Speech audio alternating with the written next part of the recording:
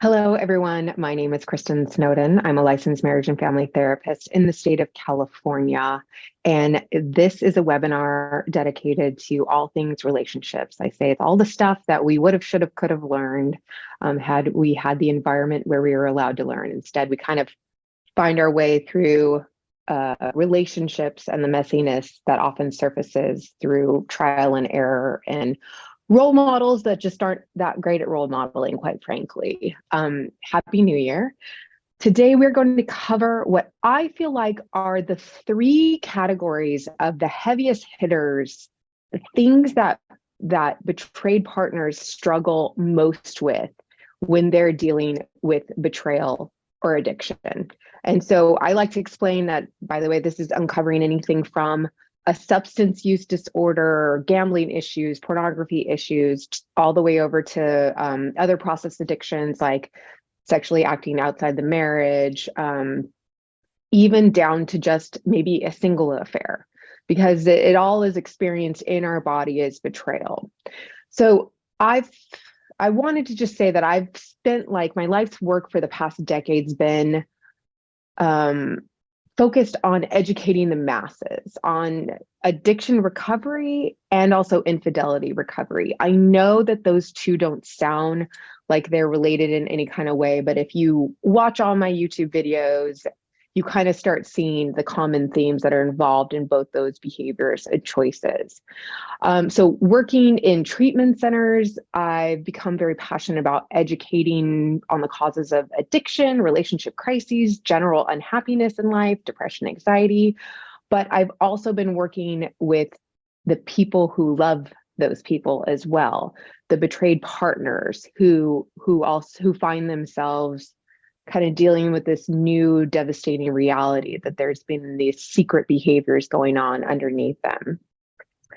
Why I'm so passionate about talking about this stuff is because our general population is just grossly misinformed about all the pieces and the causes and the ways to get recovery from addiction or post-betrayal. So when I educate on addiction, I try to help them understand the biological and neurological components that are involved. And then when I educate on betrayal, I try to help everyone understand that it's not just about the cheating. It's not just about the infidelity. The pain and trauma goes so much deeper than that. And it's more than just the devastation of a potentially like, I found this out, now my marriage might end. I can't trust my partner anymore. It's more than just the feeling of like hurt or anger that you might have towards your partner saying, how could you do such a thing to me?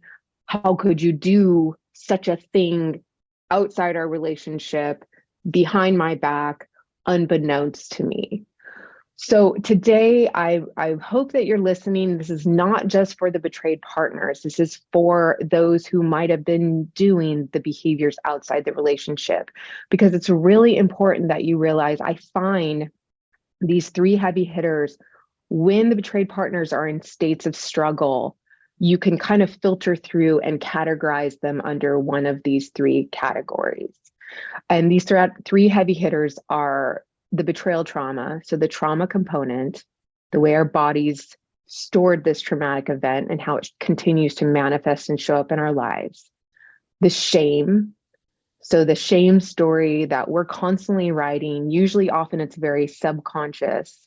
It doesn't feel rational or true, but it's still a story that we say to ourselves, and we need to unravel that and understand it and process it.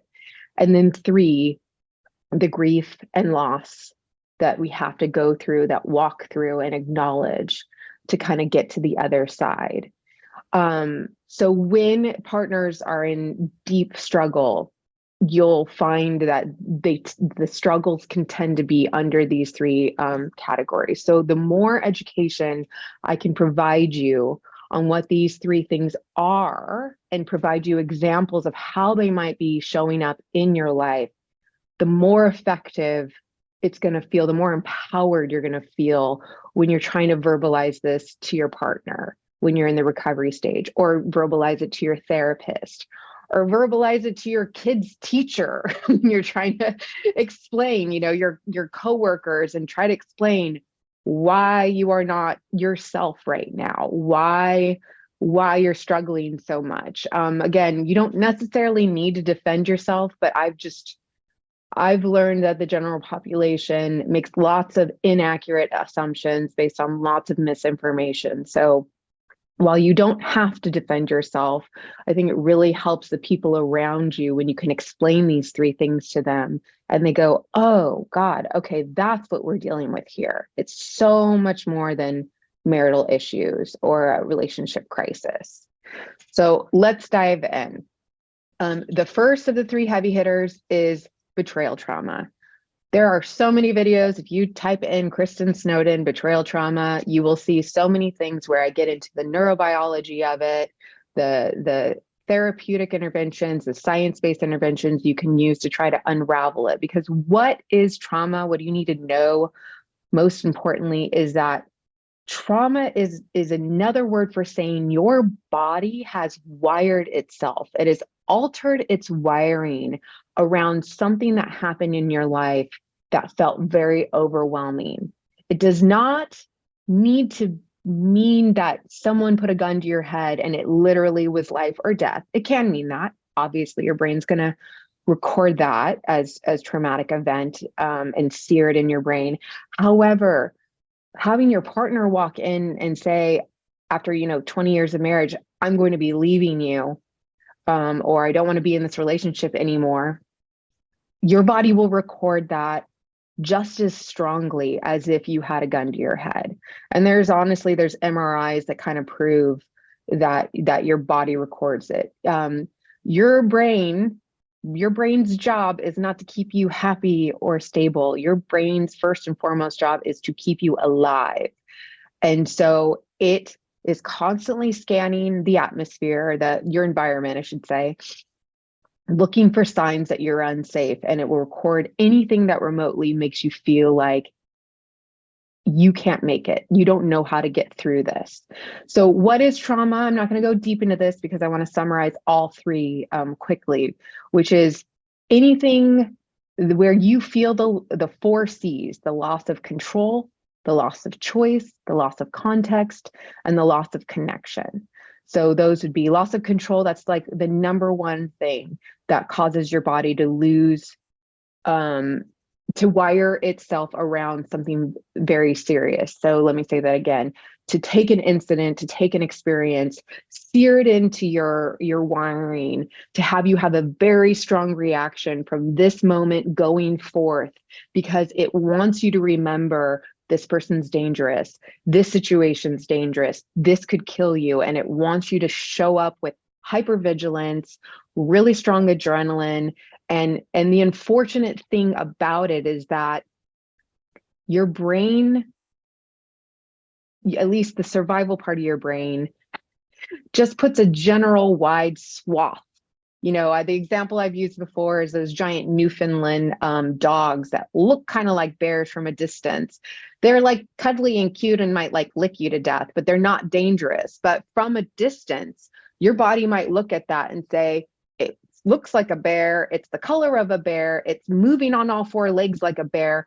Holy crap, it's a bear, run. And then it'll ignite all your survival systems to get you the heck out. It does the same thing with your partner. Might make a look on their face.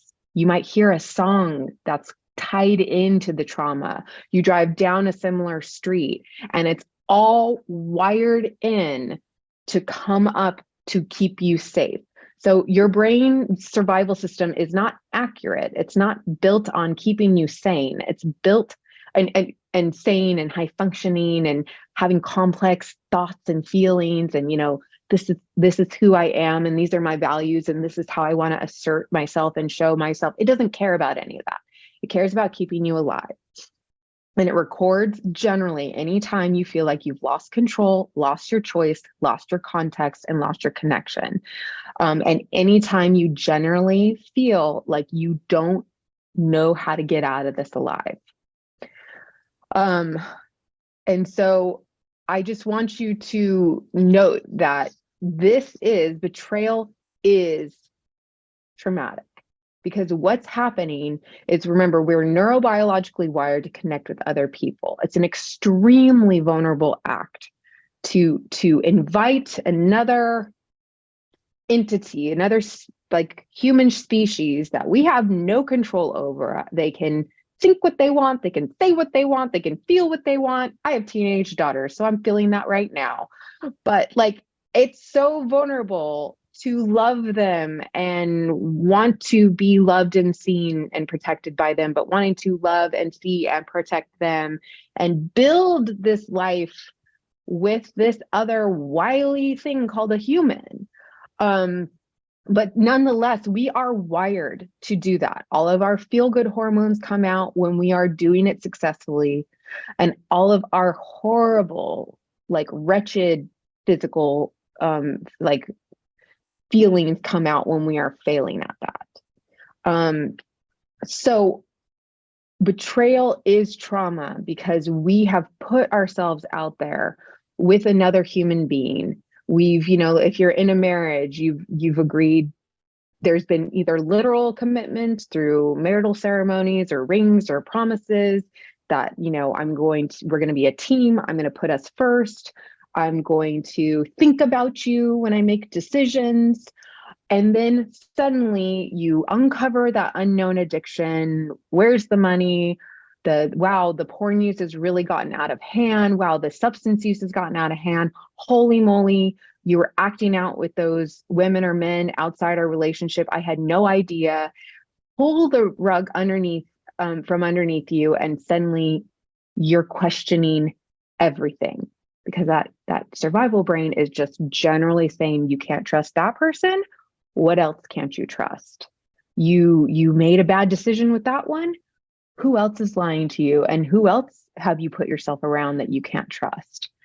So most acts of infidelity and addiction are acts of betrayal because they tend to involve chronic patterns of lying, either directly or by omission, gaslighting, which is that psychological manipulation where the addict or the betrayer, the one having the affair or having the secret substance abuse issue, constantly denies the partner's reality. The partners know something is off. They know either because their partner's having angry outbursts or starting fights for no reason, or they're getting strange block calls, or they're making up reasons why they can't be home, X, Y, and Z.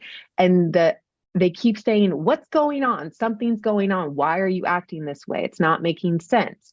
And they gaslight them and say, no, you're crazy. You need to go on medication. Maybe if you wouldn't nag me so much, maybe you need to focus on taking care of the kids better, cleaning the house better, or you're the messed up one, right? That's gaslighting. That's extremely traumatizing. And that's a part of betrayal trauma.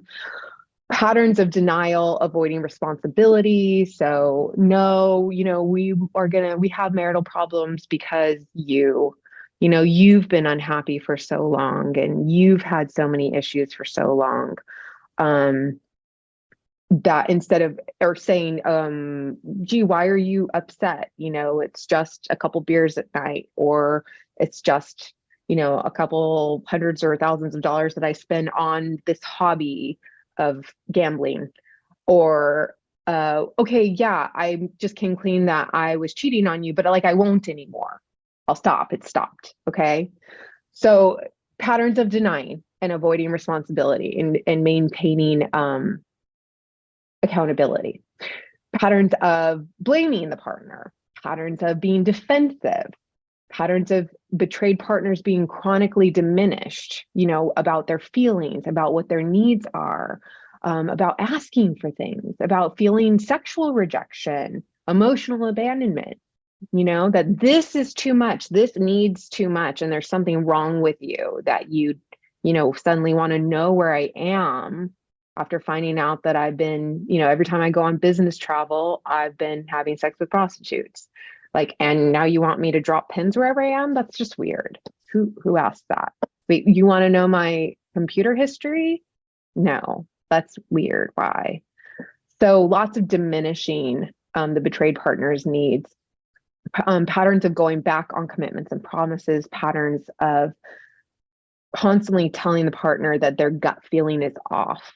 financial infidelity, right? Spending money without your partner or your family system in the forefront of your mind. So, and then also the trauma, the betrayal trauma is also like, oh my God, I didn't even know there was this whole world out here. I thought like people got married, they stayed married, they built lives together. I didn't know there was this world of sex addicts or porn addicts or this whole world, dark world of what is out there on the internet to access should you want to access. And there's this trauma of like, oh my God, this is too much. I didn't even know. And don't forget, betrayal trauma can also be different based on your what we call complex trauma. If you had, let's say, a father or a mother that would often do those kind of things, the denying, the invalidating your feelings, the high defensiveness, going back on their commitments and promises, you might be more inclined to have a really strong traumatic event. So I'd encourage you to, if you want to know more about the betrayal trauma, I encourage you to look up, Kristin Snowden, betrayal trauma, and I get way deeper into that thing. But you need to understand how betrayal trauma is showing up in your life, how it's triggering you, that even though in this exact moment you may not be in a threat state, there might not be something dangerous threatening you, but your brain is just sensing a generalization of the look he's giving, the behaviors he's doing, that anniversary that's coming up, the environment that you're in, and it's smelling something remotely close to what was dangerous to you before, and firing up your whole body to respond. And it's this tough push-pull with this trauma response. You don't want to lose that trauma response that kind of keeps your gut instincts fired up, ready to act, keep yourself safe, keep your family safe. But sometimes that trauma response can just come in and not be accurate. Like I said, you really are safe. You have so much more knowledge. You have so much more support. You have the ability to make it through what you once thought you couldn't make through. And now that information is not accurate anymore. And that's where these trauma responses can just be like carrying a 500-pound boulder. And there are treatments for it, EMDR, somatic experiencing, sometimes group work, internal family systems. And again, you can look that all up on previous videos. Second heavy hitter, shame.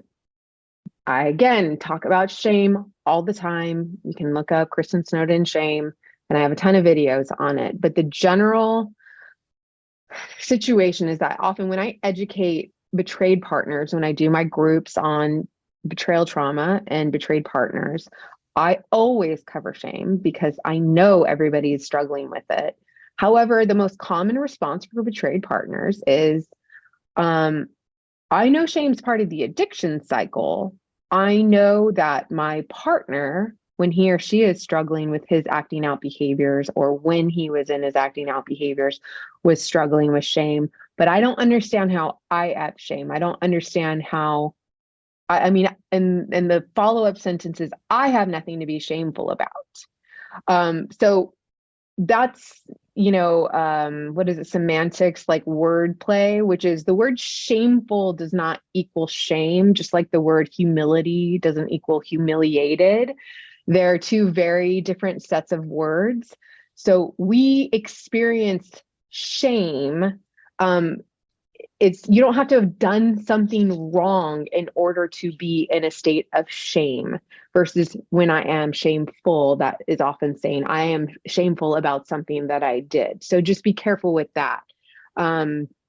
Shame is as natural and constant as our body needing to breathe, because every human that is wired to want to love, connect with others, share their stories, hear other people's stories, be seen and heard, validated, versus, avoiding, like the plague, being isolated, being invalidated, being ignored, feeling unloved, feeling unvalued. Anyone who has that wiring, which is probably all of you, has the capacity for shame. And so my quick summary for shame, and again, look it up more if you want to know, is it's this kind of messed up adaptation our body has done to keep us in a state of social connection. So the way I explain shame is, as long as I have the wiring, which constantly exists, I can't turn it off for better or worse, the desire to love, be seen, all those things I just listed, as long as I have that wiring and desire to be loved, connected, validated, valued, I will have an equal opposing force pushing back against me saying, oh, you want this so badly? What if you are too messed up for it? What if this is too much? What if it's not enough? What if it needs too many things? What if it has too much trauma? What if it says too many things? What if it's thrown too many things?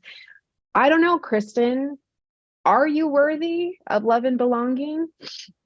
And why I think we have this wiring, this is just my theory from working with it for 10, 11 years or so at this point, is if our brain, whose job is to constantly scan this environment, decide what's dangerous and not dangerous, we would overload our brain if we really embraced how vulnerable we are to this world, that we could constantly be victim. I wouldn't leave the house. I wouldn't get out of bed if I knew I could slip down the stairs, or someone else could enter my home and shoot me, or I could get in that car accident, or something terrible could happen to my children, or my husband could lose his job, right? If our brain really focused in on all the horrible things that could happen, which probably actually right now, those in betrayal trauma find themselves in that state because that's their trauma response. But if it really all day, every day focused on that, we couldn't function. So what it tries to do is whittle down to something that it actually feels like it can assert control over, which is this guy.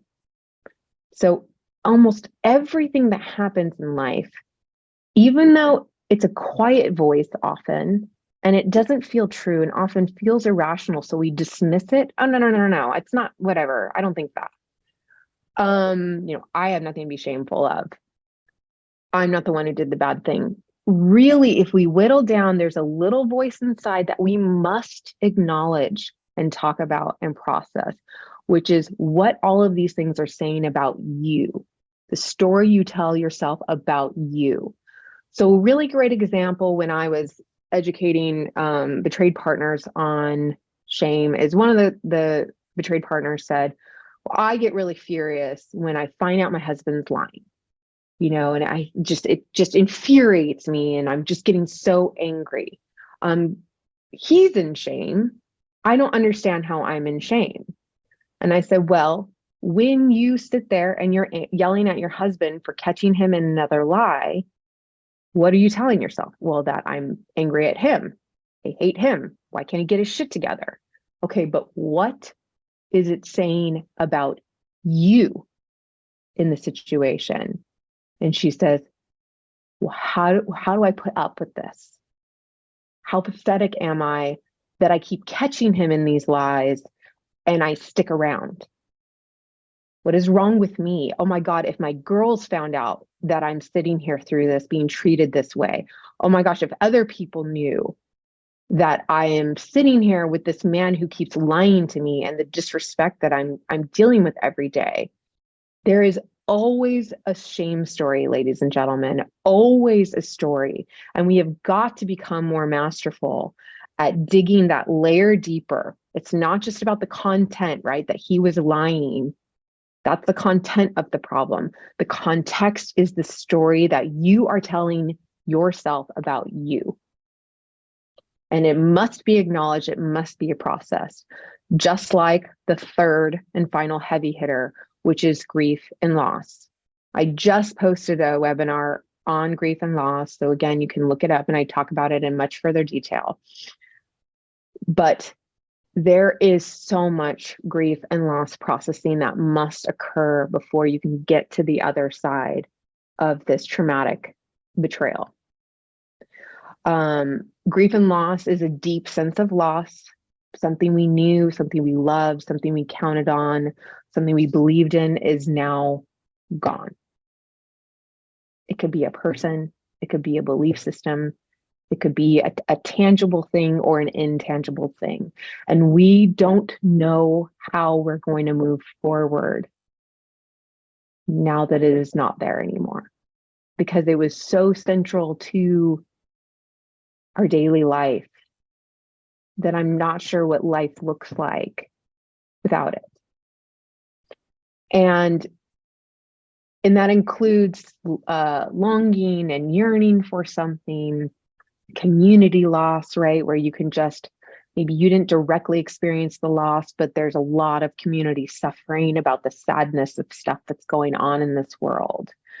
So those are all different forms of grief and loss that, for a lot of the betrayed partners, there's this strange dichotomy where it's like, wow, I have essentially like a PhD in sex addiction and sex addiction recovery. And I've met some of these amazing women or men in the effort of trying to find like a supportive group. But also it's at the same time this collective grief and sadness that like all of us are dealing with this. Like we're all a part of this unfortunate community of unfortunate stories. And it's this life yin and yang of like this gratitude mixed in with this deep sadness, So there's so much loss. And again, I talk about this in grief and loss. For betrayed partners who are struggling with grief and loss, these are just some of the things that you're going to have to process potentially once you get to that stage, that phase of healing and recovery. So one of the biggest things is, remember, if I've been through trauma, I've lost what I feel like is my power and my choice and my understanding the context of what's going on, the connection that I feel safe with having with loved ones or people, or those all are things that I'm grieving, and I experienced this loss of safety because of it and security because of it. So you need to find a way, the answer down the road is to reclaim some version of connection with, or improvement in, feeling like you can assert some kind of power, feeling like you do have a community, you have connection, you can share your story with some people, you can assert some choice in the matter, set boundaries, non-negotiables, context. I know now what sex addiction is, or addiction. I know, all the three heavy hitters that Kristin's talking about the three struggles and things that I'm having a hard time with. And I know how to talk about them because I can identify them. They don't just feel like dark clouds swarming around me. I have words for them, right? So loss is loss of safety and security, financial security, relationally with your partner and with anyone else in your life. And that constant fear of, is this going to happen again? When's the next shoe going to drop? All that. Loss of instincts and intuition because you've been gaslighted or emotionally abused for so many years, or invalidated, or told that you're crazy. Loss of memories, what you thought your family was, what you thought was happening on that vacation, but then you found out what was really happening on the vacation, what your partner was to you. Loss of confidence in your body image, your comfort with sexuality. Loss of the ability to enjoy things that used to bring you joy, like the holiday season or birthdays, that restaurant, that music, etc. That other kind of hobby, music, travel, etc. Loss of what is normal. I didn't know that this existed. I didn't know that people went through this stuff, that people could do this to other people, that people could lie the way they lie.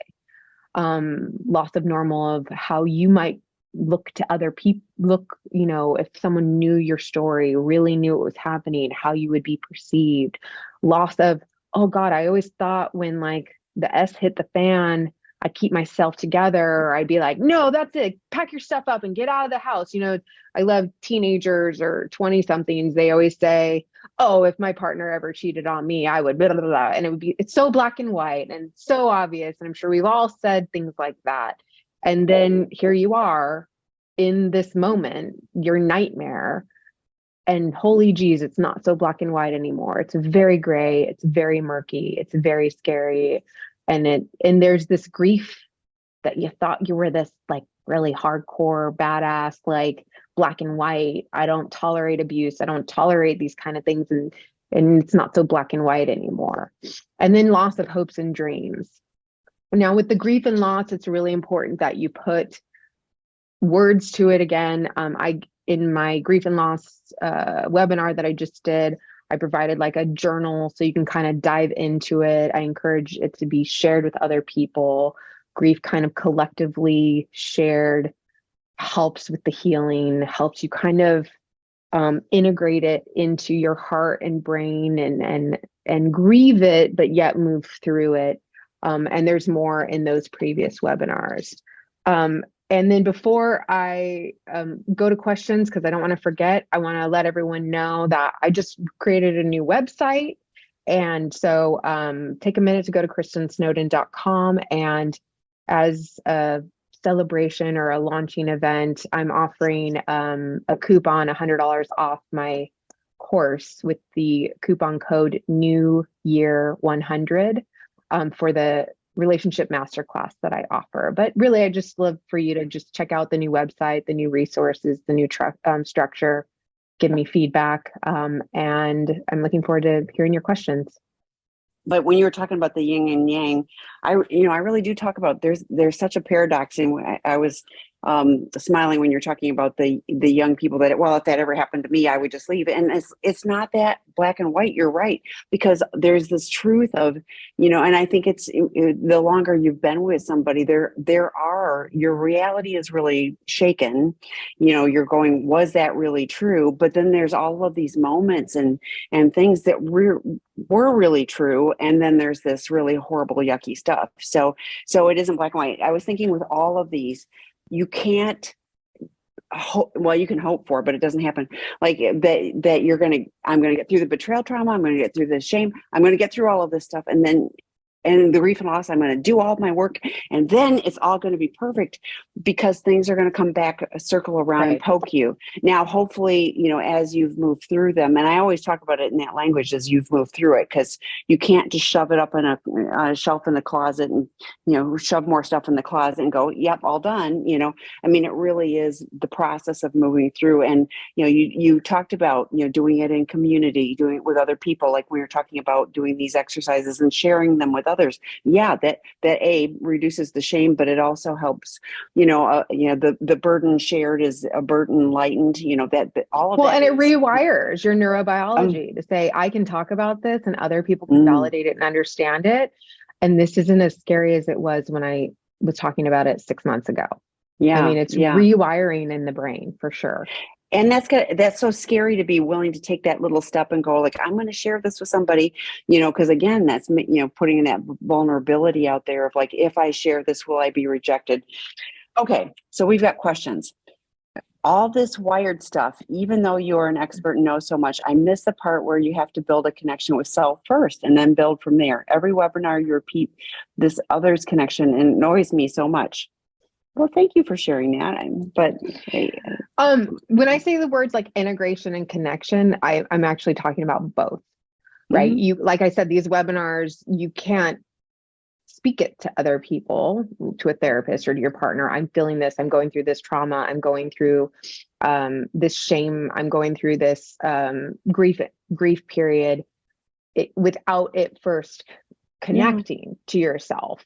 In an internal state, understanding, having that conversation with yourself, feeling, right? There's that thinking part of your body, and then there's that feeling part of your body below your neck. So when I say it needs to be integrated, it needs to be said in connection, I'm also saying that it's needing to be done within yourself first. And I honestly, from my standpoint, I was like, I don't think I could have done that. Like, I was so disconnected from self. I needed others to model that for me. And I think so honestly, I honor that you have the ability to do that first. That I don't think I could have done that because I was so disconnected and I needed other people to model.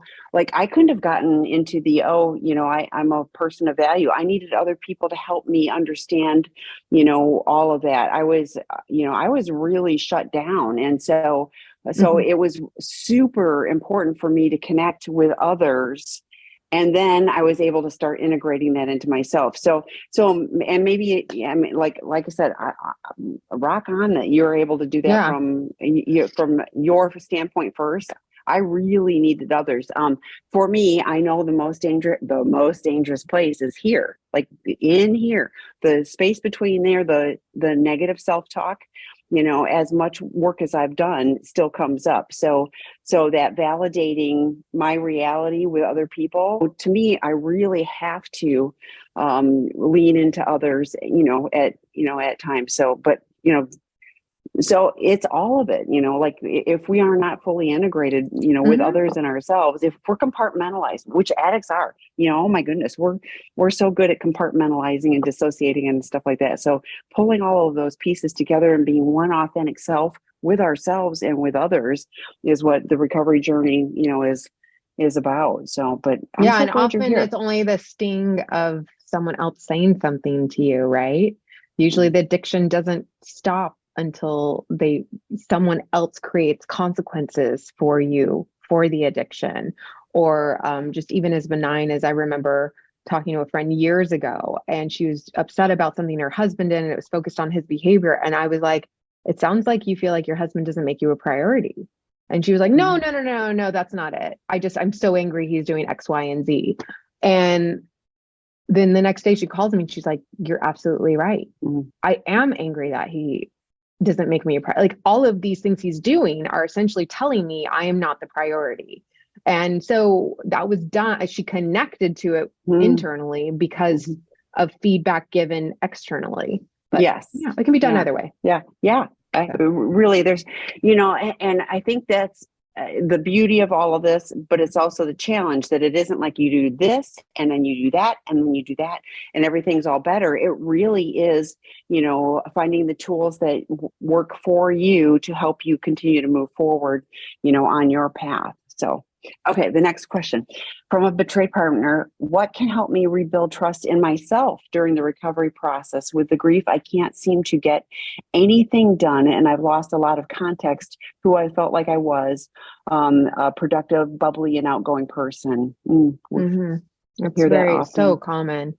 Yeah. Um, I know the previous person won't appreciate this, but I think one way to reconnect with your instincts and intuition is to be talking it out with another person, other betrayed partners. Because, like I said, there's been so much minimizing of like my needs or invalidating of what I'm thinking and feeling. And I have a pretty good fire alarm system in my Mm-hmm. head about, oh, this doesn't feel right. I don't like Mm-hmm. this. I feel safer if it was this situation.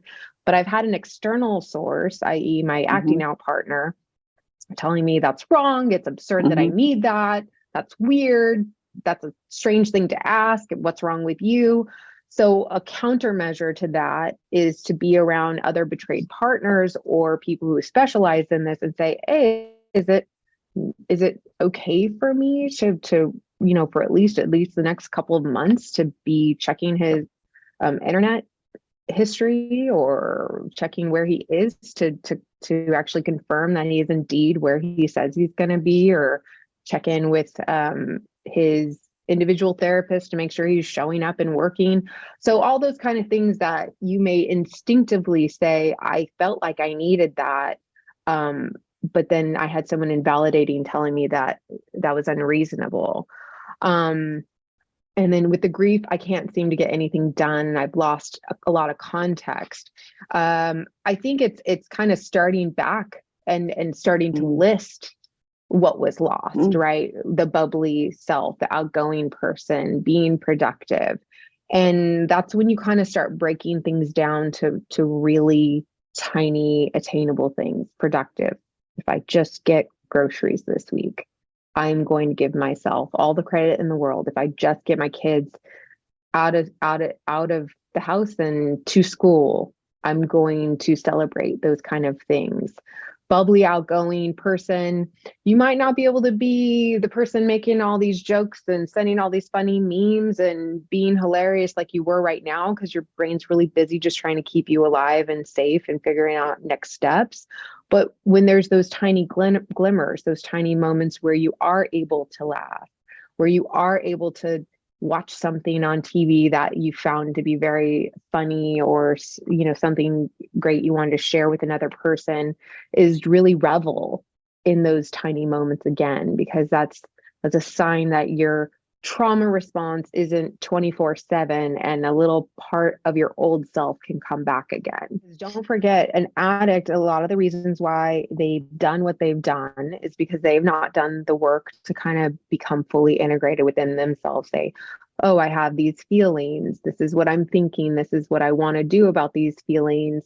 And so these are the healthy ways I'm going to process the feelings, get through the feelings, get to the other side, because now I know who I am, and the choices I want to make and the priorities I want to set up in my life. And that's a person living in recovery. But an addict who's in active addiction isn't thinking about any of those kind of things. They just, I don't like, I act. This is overwhelming. I seek a way to distract or numb or, get out of this state. So I always want addicts to think, to some level, while they do need to kind of keep a fellowship around them to help them make good decisions and process, is this reasonable? Is this unreasonable? This is what's going on. I do want them to assert, like, this doesn't feel right. I don't like this. I'm uncomfortable with this. They have every right to have a conversation about that with their partner. And here's a really great way of approaching it. Boundaries are created to help with the level of vulnerability that exists when I'm trying to exist, build a life, expose myself to the risk of loving another person, right? I can't control him. I can't control what he decides, but boundaries are this kind of way that he and I can say, all right, but these are kind of the rules of what helps me feel safe. These are things that this is okay and this is not okay.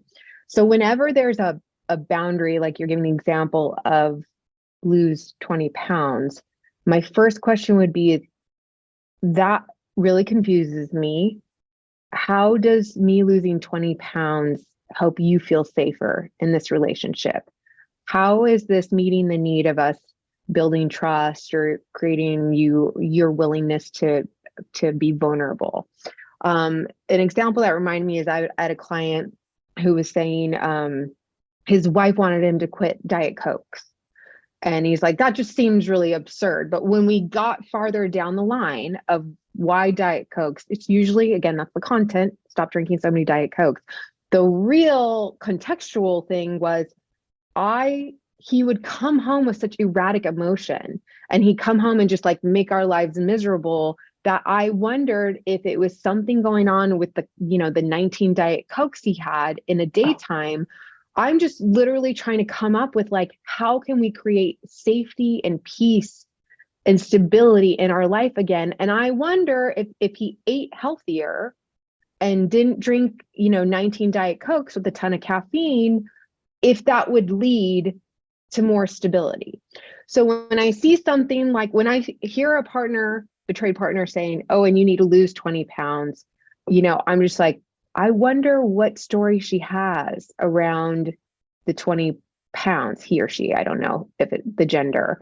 Is there some story where it's like, wow, if someone's in recovery, they're making more thoughtful decisions. And if they're making more thoughtful decisions, they're maybe, because often there's co-addiction that occurs, right? I could be a sex addict, a porn addict, a substance abuser, an overeater, an undereater, an overworker, an underworker.